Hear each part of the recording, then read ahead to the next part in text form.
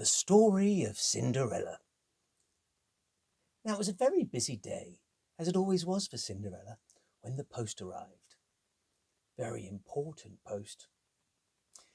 Ever since she was young, she had been picked on by her stepmother and her two stepsisters.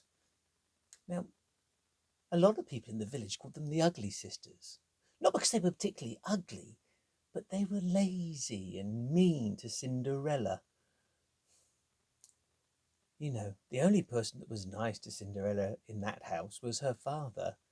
And he only married her new stepmom because he didn't want Cinderella to be all on her own. Anyway, the post arrived.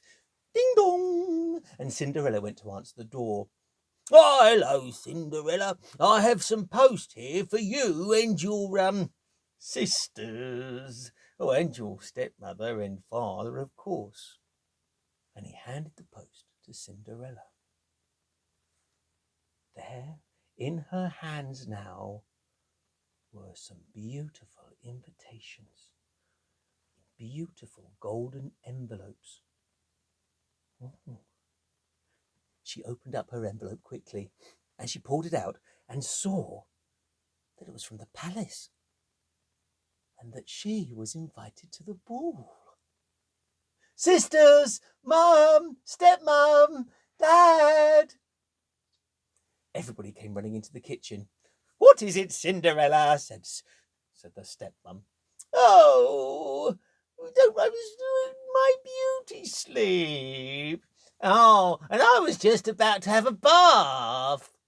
But sisters, look at this. And Cinderella handed the golden envelopes to each one. Oh, this is pretty, said the two sisters. Oh, yes, said the stepmom. They opened up the envelopes. Oh, we're invited to the royal ball, girls. Isn't that lovely?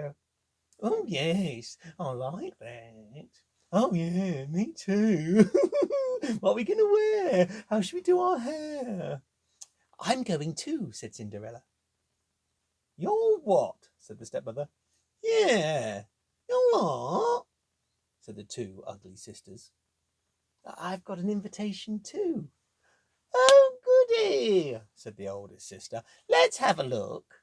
And she took the envelope, and she opened up the invitation. Oh, yes, so you are. Look at that, sister. She's got an invitation too. Oh, isn't she nice? Isn't she lucky? Shame she hasn't got a thing to wear. Oh, and what can you do with that hair? Oh, good point, good point. Now, give it back to Cinderella, sister. And so the youngest sister handed back the invitation. Cinderella looked at it. Oh, I can't believe I've been invited. Neither can we. I think you should rip it up. Girls, said the stepmother. Oh, that's delightful. Yes, Cinderella, rip up your ticket. What? Rip up your ticket. And the three girls, stepmom and the two sisters, watched as Cinderella was forced to rip up the tiny ticket into lots and lots of little pieces of paper. Cinderella, throw it into the fire. What? Throw your invitation into the fire. And so she did. Cinderella's invitation to the ball was now gone. Cinderella was so sad. We've only got a week to get ready, girls, said the stepmom. I think we should go and make ourselves look beautiful. All that week, the ugly sisters and the stepmom didn't talk about anything else. Cinderella still had to cook, clean, do the dishes, make everybody's meals. And as well as this, she was spent all night sewing the sisters' dresses. And she made them hats, and she sort of made wigs. She was very, very sad. On the day of the big ball, Cinderella spent most of the day trying to squeeze one of the ugly sisters into the dress.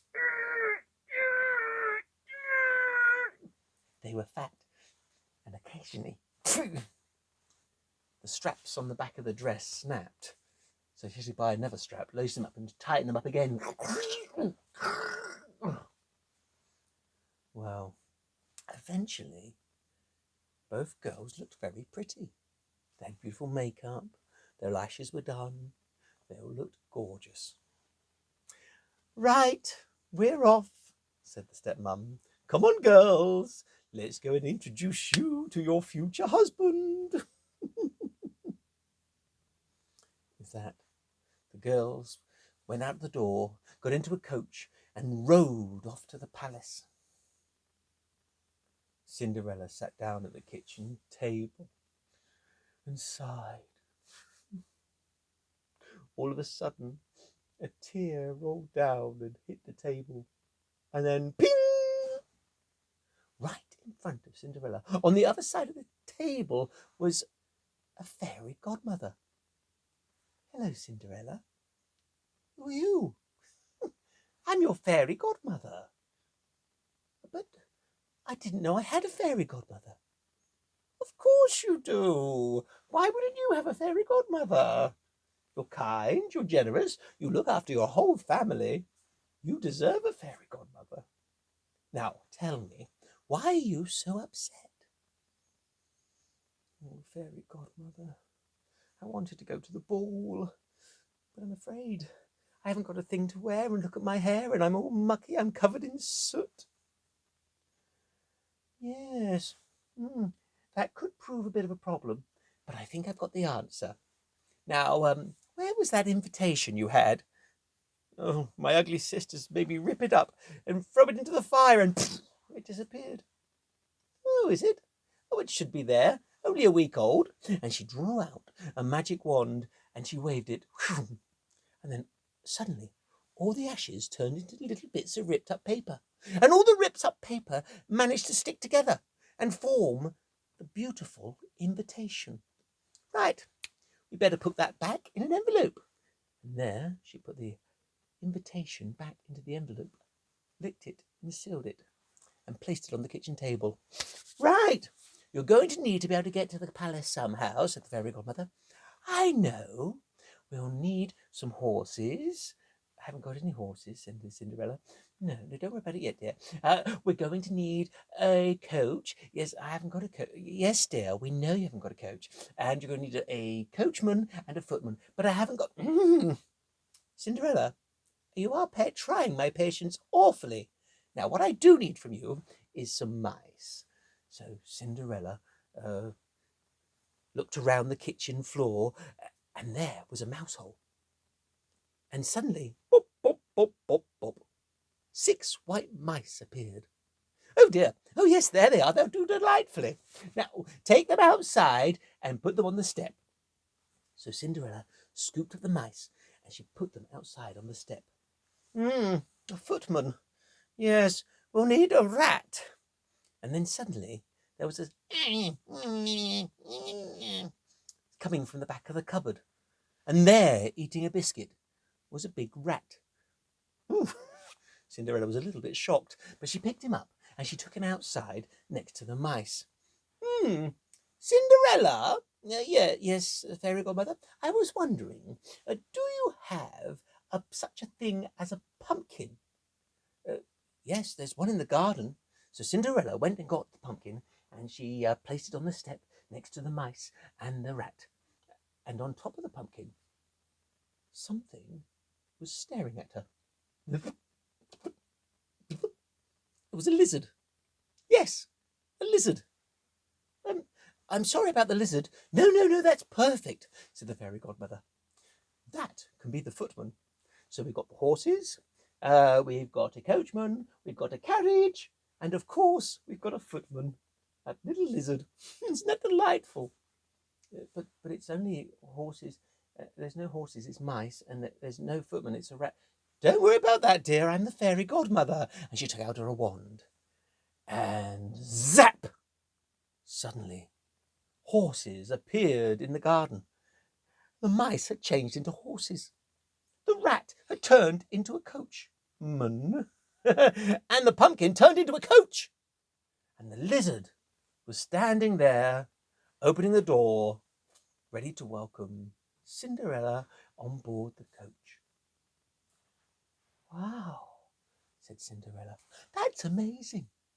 I know, I'm rather good, said the fairy godmother, aren't I? Oh, yes, you are, said Cinderella. Now, if you don't mind me saying, I don't think you can go to the ball like that, said the fairy godmother. Cinderella looked down. No, you're right.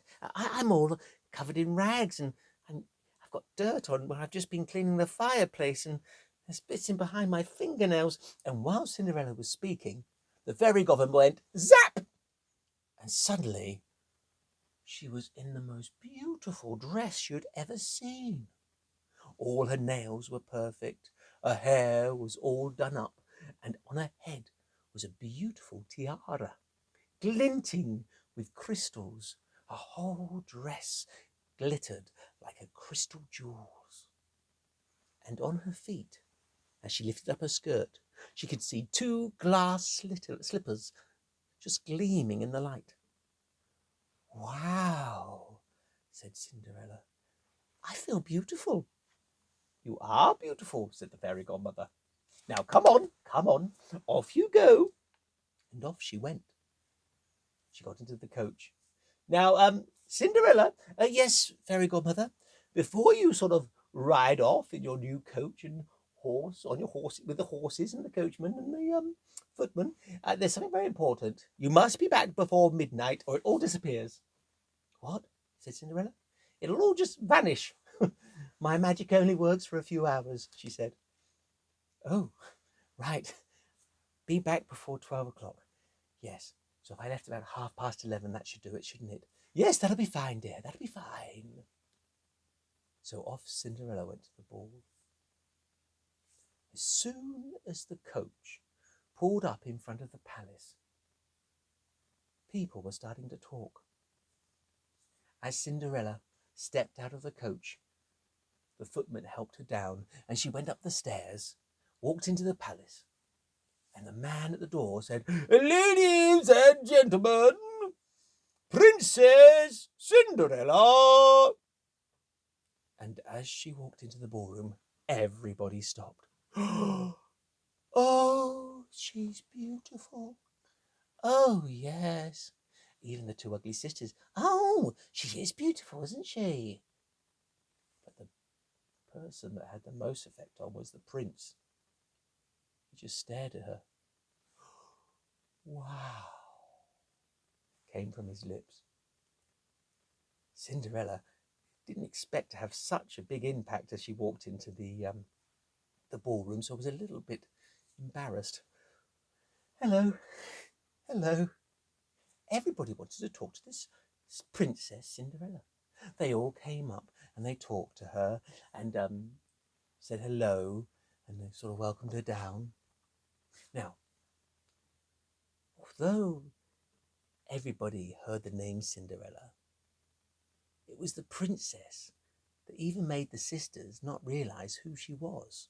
There was a magical spell on the name that night.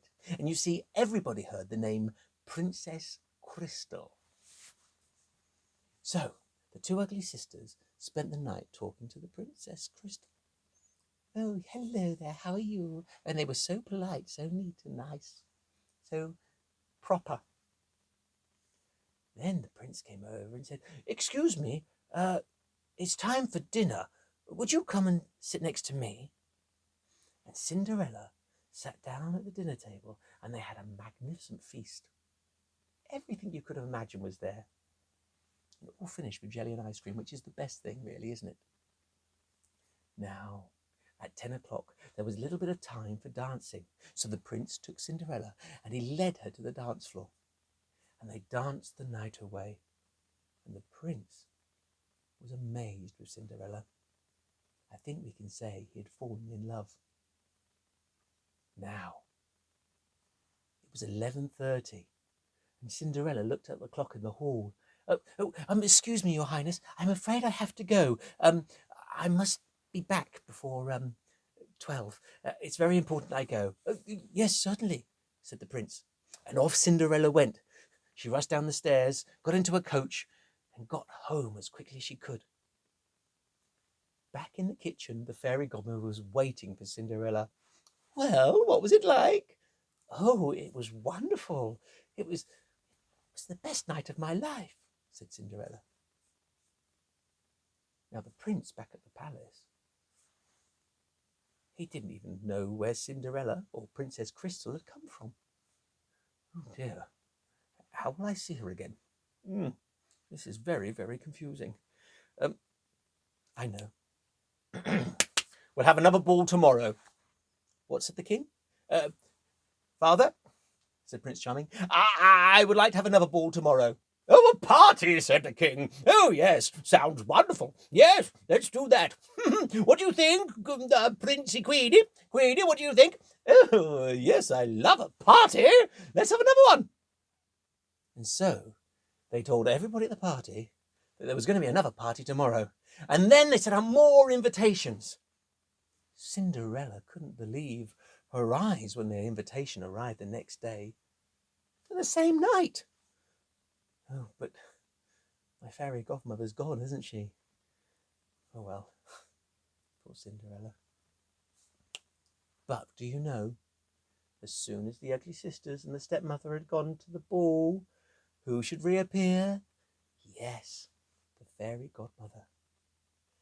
And again, she turned the mice into horses. She turned the rat into a coachman. She turned the coach into a beautiful pumpkin. And she turned the lizard into a footman. And Cinderella's dress this time, well, it shone and sparkled even more than before. Beautifully silver, little bits of glass twinkling everywhere. Oh, she looked like a diamond, she was so bright. Anyway, Cinderella got into the coach and off she rode. Oh, Cinderella! She stuck her head out the window, listened to her fairy godmother. Don't forget, you need to be back before midnight. Yes, fairy godmother, I won't forget. Bye-bye. And clippity-clop, clippity-clop, clippity-clop, clippity-clop. And again, Cinderella got to the palace. And there she went up the stairs, and again as she walked in, even more beautiful before, and the man on the door said, Cinderella, but everybody heard Princess Crystal. They looked around, and there she was, and everybody went, wow! Now, as soon as she got there, the prince was at the bottom of the stairs, and he walked straight up to her. He took her hand, and he spent the whole night talking to her. And when the meal came, he made sure that she was sat right next to him, and he looked after her so well, you would have thought he was a waiter. Can I get you a drink? Would you like some more food? Oh, he had really fallen in love. And Cinderella, I think, had fallen in love with him too. But she knew that really she was only a servant. Anyway, it was time for the dancing, and the prince took her to the dance floor, and they danced the night away. Now, the clock struck 11:30. Oh, I'm ever so sorry, Prince. I should really go. No. I tell you what, just stay for one more dance, and then I'll let you go. Just one more dance then, said Cinderella. And they danced, and they danced, and they danced for one more, and then another one. And then the clock started to strike 12. Dong, dong, dong. Cinderella heard the dongs. I'm ever so sorry, Prince. I've really got to go. And she ran up the stairs and down the stairs on the other side, heading towards the coach. But as the clock struck 12, luckily nobody saw this, but all her clothes turned to rags. And she started, as she came down the stairs, one of her slippers fell off onto the stair. And she thought, oh no, I've got no time to pick it up. So she kept running. And when she got to the coach, it was just a pumpkin, a rat, and some mice, and a lizard. Well, she kept running through the palace grounds all the way home. And when she got to the kitchen table, she sobbed and sobbed and sobbed. Now, the prince was confused. Excuse me, did anybody see where Princess Crystal went? No, Your Highness. All I've seen is a little girl. Well, not a little girl, but a lady ingesting rags, and she sort of just went that way. Yes, that's all I've seen. Some sort of maid, I would have thought. Oh, said the prince. Thank you, guard. Yes. Now, the prince was beside himself. He didn't know where she had disappeared. But then, as he looked outside in the garden and the steps that go down to the carriages, he saw the glass slipper. He picked it up. Oh, wow. Such tiny feet. This is Princess Crystal's glass slipper. He thought about it for a whole day. And then, that afternoon, he made a declaration. Whoever fits this slipper shall be my wife. Go on then, tell everyone. So he sent all his servants out into the town, telling them that the prince was going to come round and find out who wore the glass slipper. It took at least 2 weeks. Everywhere the prince went trying on the slipper, nobody's foot would fit. All the ladies in all the town. Suddenly, he came to Cinderella's house and knocked upon the door. Knock, knock, knock. Oh, girls, said the stepmother. Quickly, he's here. It's our turn to try on the slipper. Yes, I've just realised I am married to Cinderella's father, so I won't be trying it on, of course, said the stepmother. But girls, would you like to try on the slippers? Oh, yes, I'd love to try on the slipper, said the youngest. Oh, yes, rather, said the oldest sister. The sisters welcomed the prince in, and they gave him tea and cake. And Cinderella was serving all this, but she was dressed in rags, so the prince didn't notice her at first. The oldest sister tried the shoe on, and she squeezed it in. But it didn't even fit her big toe. Her feet were so big. So the youngest sister came. It'll fit me, Princey, I'm sure. And she put her foot in and...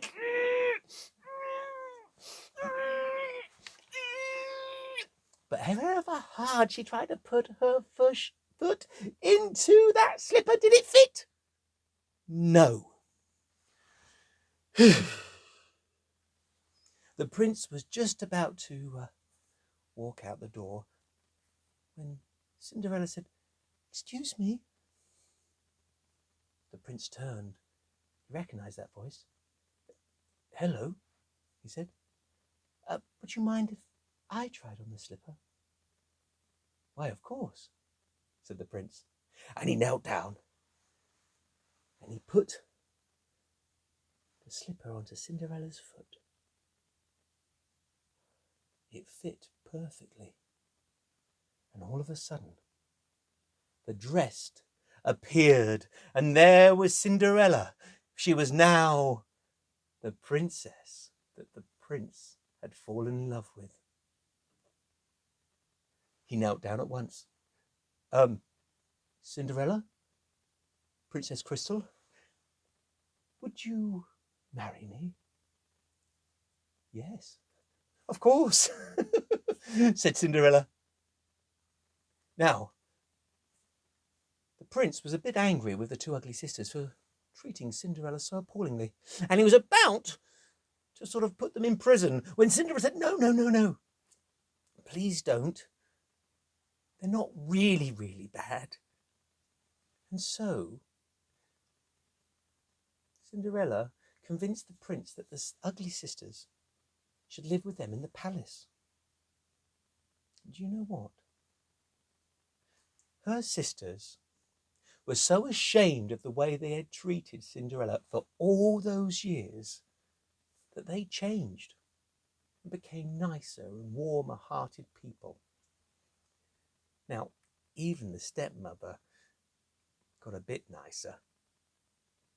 So, as you can see, at the end of our story, everybody really did live happily ever after. I hope you enjoyed today's tale. See you later. Bye-bye.